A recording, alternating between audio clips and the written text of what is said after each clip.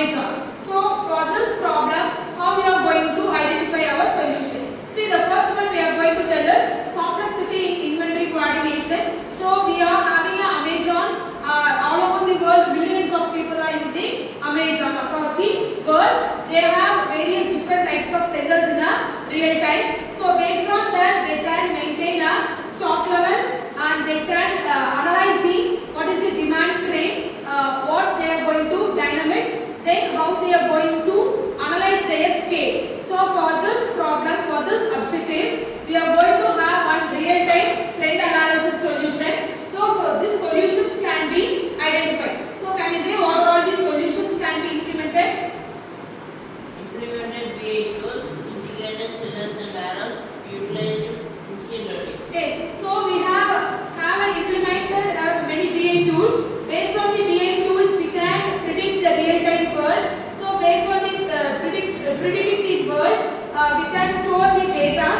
So the warehouse storing is only we can store data. No, in Amazon data warehouse, they store all the data regarding all the consumers.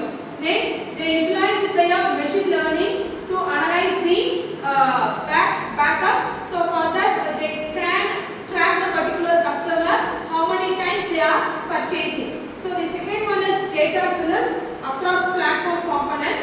They have different types of platform components.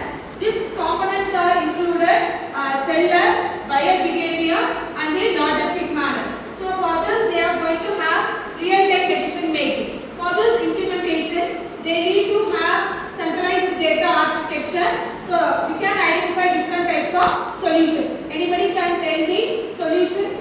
Develop the centralized data warehouse and by real-time ETL process established data.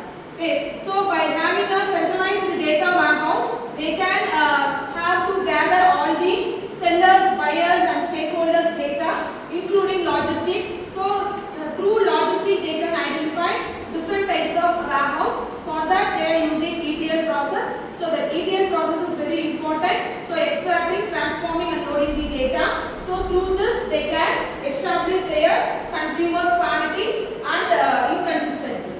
So the third one is logistic. So logistic is facing a very challenging matter. So the delivery matter is very, even though if we are ordering in Amazon, we can track our delivery stages. So how we can track? So when we are placing an order, if you go and see a tracking path, it will be showing that it is in packing stage, it is moved stage, it is in shipping, within 2 days or 1 day it will be delivered. So this logistic will be included in this Amazon. So based on this logistic, we can analyze our delivery network. So for analyzing this delivery network, we have different types of challenges. Anybody can tell the challenges? Create a real-time BI dashboard, integrated IoT and GPS, apply the predictive analytics. Yes. So with the help of real-time dashboard, we can track because it is one of the data where we can analyze. So based on this analyze, the IoT is also implemented. This IoT is Internet of Things and GPS is analyzing in which location the product is selling. So through this we can predict our analysis. The next one is buyer experience and personalization. So even though if you are ordering a product, buyers are very important person. Through this we need to analyze how much of buyers are buying that particular product. The particular single individual buyer, how many times, how often they are purchasing in Amazon. The particular customer, what type of product they are willing. So few will only willing to purchase dresses in Amazon, another one willing to purchase groceries in Amazon. So it is depend upon the individual person. So through this we need to personalize experience our buyers.